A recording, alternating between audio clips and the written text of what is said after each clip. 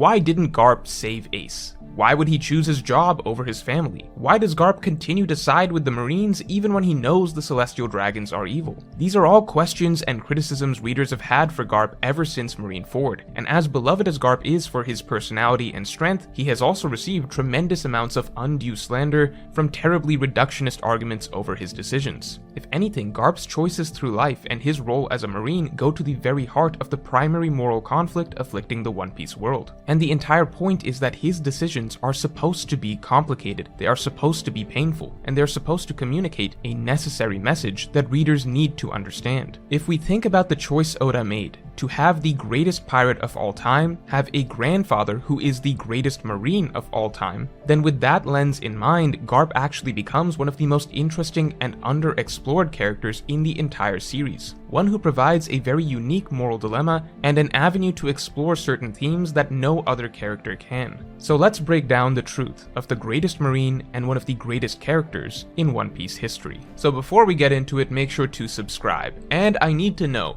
do you want to eat better without being good at cooking? Then you should be using HelloFresh, the cost-effective meal prep service that is the sponsor for this video. HelloFresh sends you easy-to-prepare meals, sent straight to your door so you don't have to waste time planning out what to make for dinner or going shopping for groceries. You just open up your HelloFresh box and have a delicious dinner ready to eat in 15 minutes. You really don't have to have any cooking skills. I can barely cook and I can make HelloFresh really easily myself. The best part is the food is very high quality, with seasonal ingredients picked at peak ripeness sent from the farm to your home in under a week. I've been using HelloFresh for a long time now, and at this point I can't imagine going back to grocery shopping and planning out dinners without HelloFresh, since it's just been saving me so much time to be able to end a long day of work by just opening up a box of ready-to-go ingredients and instantly throwing together a great meal with nearly zero effort. And you can get 50% off your HelloFresh order by just going to HelloFresh.com and using code MrMorge50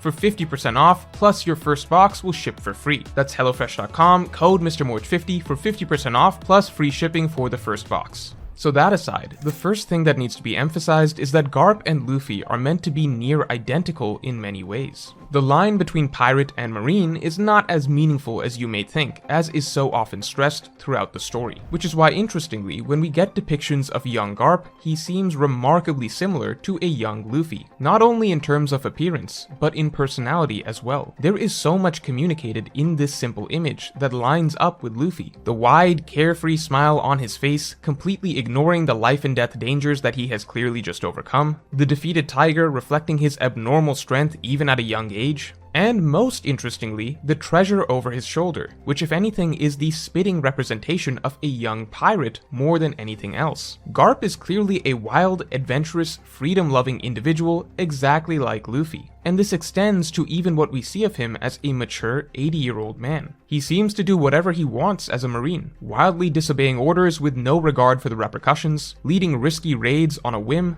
and most notably, he has actively refused promotion to Admiral status and above many times, specifically so that he can retain his freedom. He just wants whatever degree of power is needed for him to be able to act however he chooses. So with all these traits taken into account, the big question is, why isn't Garp a pirate? There are certainly Marines we've seen that have their own strong wills and convictions in their own ways, but Garp is 10 steps further on that spectrum than any of them. He really is one of the most irreverent, chaotic, and freedom-loving characters we've ever seen, period. Again, the spitting image of Luffy. It's almost paradoxical. Why would someone with all of these traits end up being a Marine instead of a pirate? Well, that's because I think us readers may have it backwards. We're so used to Luffy and the Straw Hats being good guys at this point that we've completely forgotten that, intuitively, it is really abnormal for someone as kind-hearted as Luffy to be a pirate. Remember, 99% of pirates in the One Piece world are extremely evil. Most everyone in the One Piece world intuitively views pirates as evil. Several of the Straw Hats would never have wanted to become pirates themselves, as it clashes with their morals. In reality, most good, kind-hearted people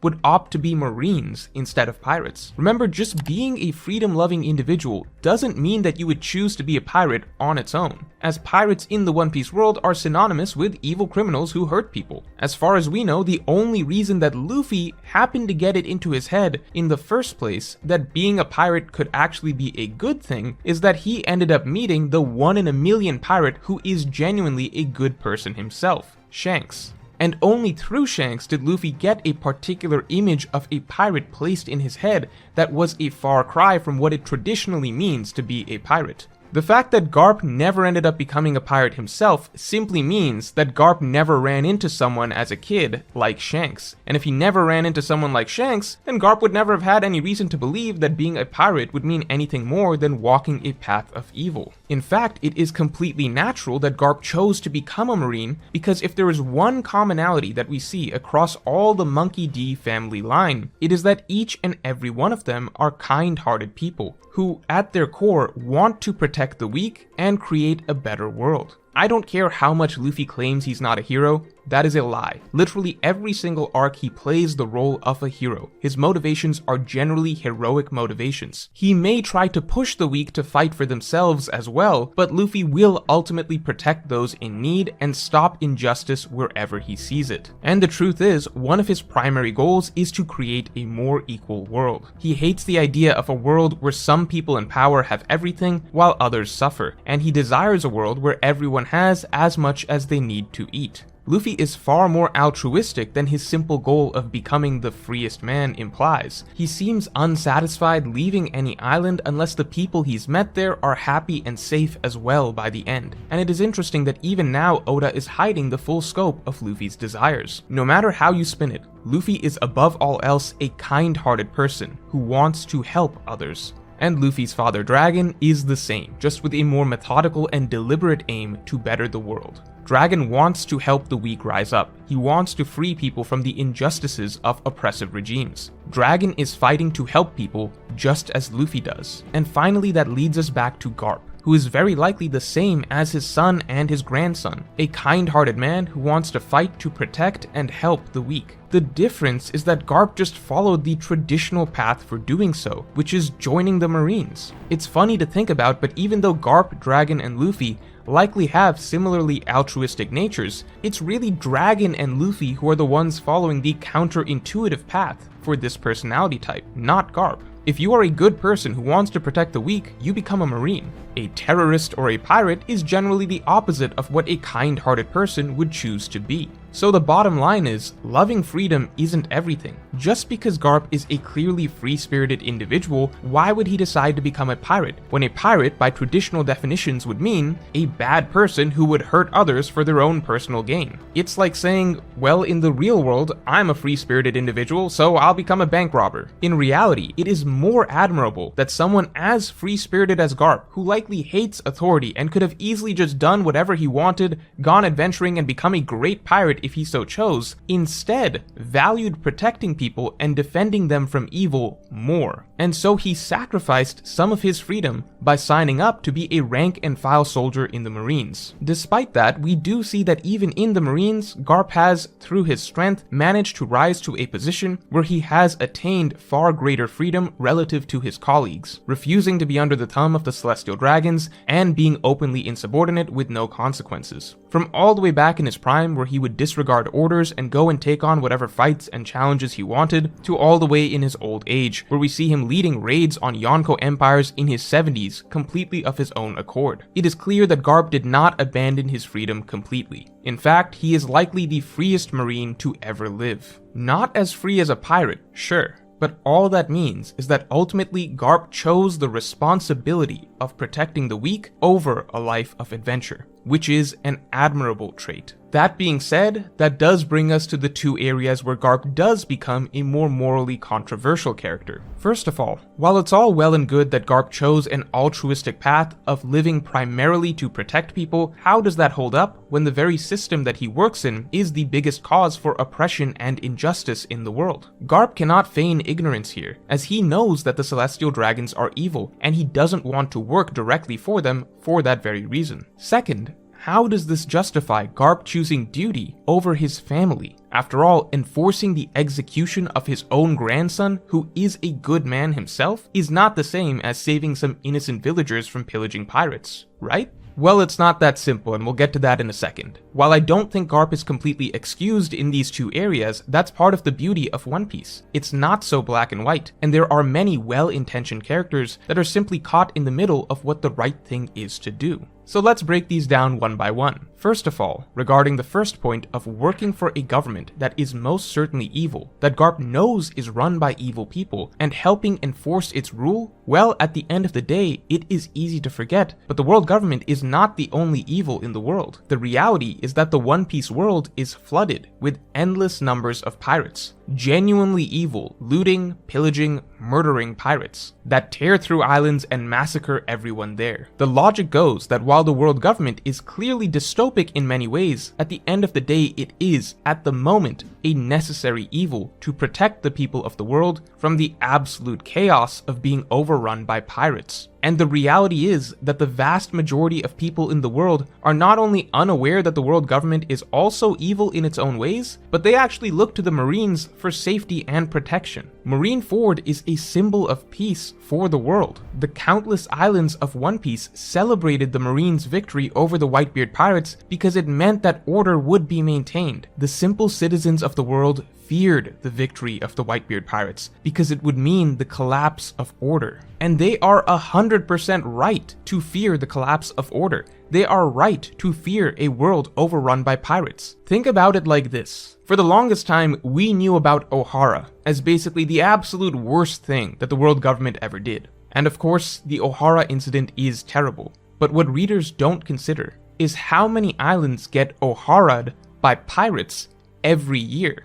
What people forget is that Ohara incidents happen all the time in One Piece at the hands of pirates. I mean, we hear about Yonko empires casually wiping out countries like it's nothing. Kaido's own commanders are named after calamities because they destroy lands wherever they go. That's not even mentioning the countless lower level pirates who turn islands to ruin left and right. And to top it all off, Garp himself rose up to become a marine hero, specifically in an era where there was an unstoppable force of evil pirates that threatened the safety of literally the entire world, the Rock's crew. So really think about it. Yes, Marines like Garp, Kobe, Smoker, Aokiji, they have to live with the harsh knowledge that their own organization commits evils. They know that their side is far from perfect. But the reality is that their organization, as of right now, still needs to exist. Because without this bastion of order, wild, unchecked, rampant evil would spread throughout the world and lay every single island and nation to ruin. If there is a side that is ultimately focused on protecting the weak, even if it is far from perfect, Garp chooses to be on that side, as that is where he is best able to do what is right. That is, of course, the dilemma that so many Marines are forced to grapple with. Those who know that the world government is evil, but also know that it is the only organization where they can try to actively be a force for good in the world. At least that's what most of them believe for now. We know that the Revolutionary Army has a vision for a better world order and reform of the current system. But that is such a drastic upheaval of literally everything in existence that it is understandable that all of the good guy Marines that we know of haven't just immediately jumped on board that ship. If anything, that's why Sword seems like the in-between area for many of these Marines that may lead into that internal reform in the future. And that brings us to the second accusation levied against Garp, which is that Garp chose duty over his own family. The thing is, people are trivializing and reducing what the Marineford conflict was actually about when they're acting as though it was just Garp picking his job over his grandson. The Marineford War ultimately was not just about Ace. Ace was merely the trigger. After Ace was captured, Whitebeard couldn't back down. And when Whitebeard couldn't back down, the Marines couldn't back down. One side had to win, for better or worse. And so Marineford became a final stand between a world of order or a world of pirates. That was what was actually at stake. And just because we supported the Whitebeard pirates winning, because the story is being told to us through their perspective, what us biased readers ignored was the fact that the Whitebeard pirates winning would be objectively way worse for the rest of the One Piece world. Remember, the entire world is literally praying for the Marines to win. It is spelled out for us that Marineford represents something important to the people of the world. This is the protective shield that keeps them safe from the evils of pirates. Yes, Whitebeard himself wasn't an evil pirate. He's not going to go around hurting civilians. He himself was coming in with a noble cause to save his son. But that's not what matters when it comes to the effect of the outcome of the battle if Whitebeard had won. If Whitebeard had successfully wiped out the Marines like he said he would, like Sengoku feared, if Marineford had been sunk to the ground like the Whitebeard pirates intended, then what happens next is the entire world falls into chaos. Again, obviously the Whitebeard pirates themselves wouldn't do anything evil, they would just pick up Ace and leave. But the point is, if the Marines are left in pieces by the end of it, then it's open season after that for all the other countless millions of actually evil pirates in the world to go wild. We, the reader, know that the world government needs to fall by the end of the story, but the reality is that it can't fall this early. Not like this. This was deliberately not the right time for it to happen. When the world government falls, it would need to be in a way that the Marines can be immediately reformed for the better in the process, not just completely crushed. The Revolutionary Army literally stresses that they still need the world government at the end of the day. The answer isn't just tearing everything down, it's rooting out the evil at its core. Again, for the millionth time, I'm not saying Whitebeard was the bad guy in all this, of course not, it's just the reality of what would happen in the aftermath of his righteous victory. With the Marines in shambles, the floodgates would now unfortunately be open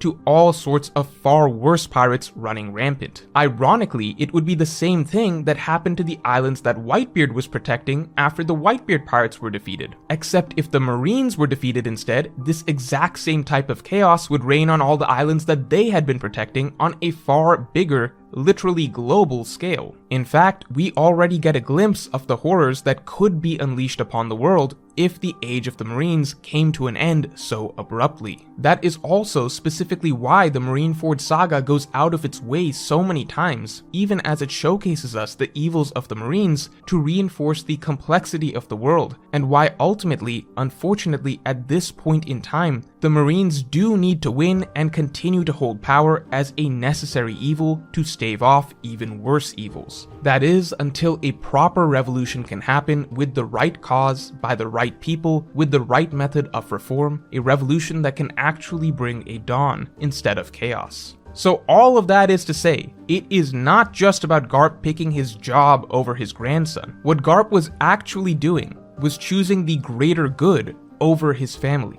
Do not lose sight of what was actually at stake at Marineford. Just because we love Ace, and just because we applaud the sight of Luffy fighting back against the nasty world government to save his brother without regard for the consequences, do not forget the nuance, the entire point that Oda drove in, that in pursuing this selfish whim, there are countless people that are going to suffer as a result. The same reason that letting all the pirates out of Impel Down just to save Ace is a bad thing because the rest of the world suffers, is the same reason that the entire Marine force being wiped out just to save Ace would be a bad thing because the rest of the world would suffer. Garp fought on the side of the Marines because ultimately it is far more important for far more innocent people that the Marines remain standing at the end of the day. It is essentially the entire fate of the world riding on this, even if it is forcing Garp to do something that breaks his heart and he has to sacrifice someone he dearly loves for it. And obviously it is extremely difficult for Garp to side with the Marines through all this. We see this over and over again. He internally struggles just to raise a fist for their side even once. But the reality is he does it, because it is the right thing to do.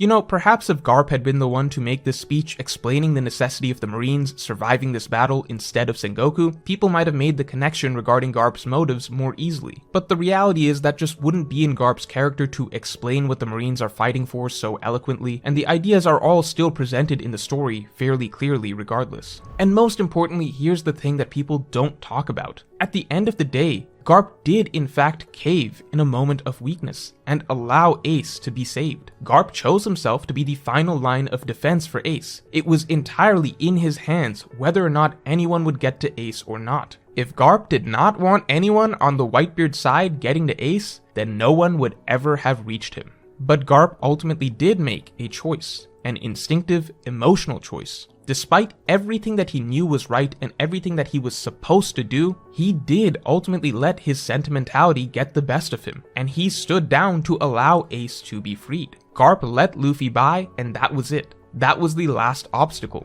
Sengoku was too little too late, Ace's handcuffs were already being unlocked. And it's funny that after all that, people question why Garp got so mad at Akainu for killing Ace when Garp was already prepared to let Ace die on the platform, but that is where the nuances of human emotion come in. It is in fact great writing to see Garp so split on what he should do, struggling against his own desires to help his grandson and forcing himself to stick to the path that he believes is right, and he is in fact able to stick to that path for the most part, but when his secret, internal, guilty true desire to actually see his grandson escape briefly becomes a reality and is then snatched away, that is infinitely more painful. Because it is one thing to steel yourself for a loved one's death, but Garp was briefly made to believe that the worst had passed. He was briefly made to feel relief. His guard dropped, and only then, at a moment where he was no longer prepared, was his grandson killed off anyway. That was the straw that broke the camel's back, and that's what makes this moment so raw and real. His hatred for Akainu here wasn't rational. It's not like Garp hated the executioners who were going to kill Ace, but that's why it's such a great scene. It's the climax to a roller coaster of emotions that Garp has been going through, which is why we can understand that this isn't a rational reaction, it's an emotional one. From a man who has been briefly gifted hope and then had it cruelly stripped away. Right down to his very last words, the struggle between Garp knowing rationally what is right and emotionally what he truly wants to do is perfectly expressed. Keep me held down because that is correct. That is what needs to happen. Because if I could do what my heart wanted, I would murder that piece of shit Akainu. So Garp, one of the greatest and most deceptively conflicted characters in all of One Piece, and an absolutely necessary piece to the themes of the story. Let me know your thoughts on the character conflict of Garp in the comments below, and if you enjoyed this video then definitely like and subscribe, and you can get my extended, unfiltered thoughts on my podcast by becoming a member, just hit the button below.